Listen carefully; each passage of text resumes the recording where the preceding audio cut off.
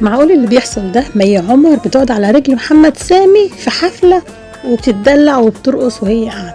في ناس كتير انتقدت المنظر، وناس كتير كانت بتقول ان ده منلاقيش دلع والدلع يبقى غلطان. انتوا رأيكم ايه في الموضوع ده؟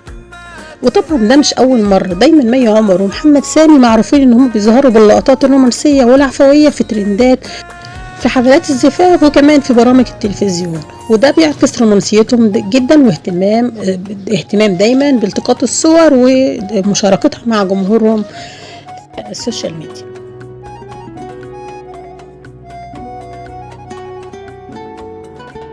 تعتبر علاقة الفنانة مي عمر وزوجها المخرج محمد سامي معروفين من أشهر الثنائيات الرومانسية في الوسط الفن، وبيحرصوا دايما على الدعم المتبادل بينهم، وبيكون أشكال دلع وتصريحات عفوية ولقطات رومانسية بينهم، وده بيكون السبب الرئيسي في تصدرهم الترند دايما بلقطاتهم الرومانسية اللي مع بعض. وطبعا سامي الدعم الأول لمي عمر.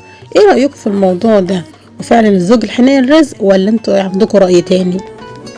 وفي النهاية بنتمنى لهم كل السعادة والتوفيق وحياة سعيدة إن شاء الله.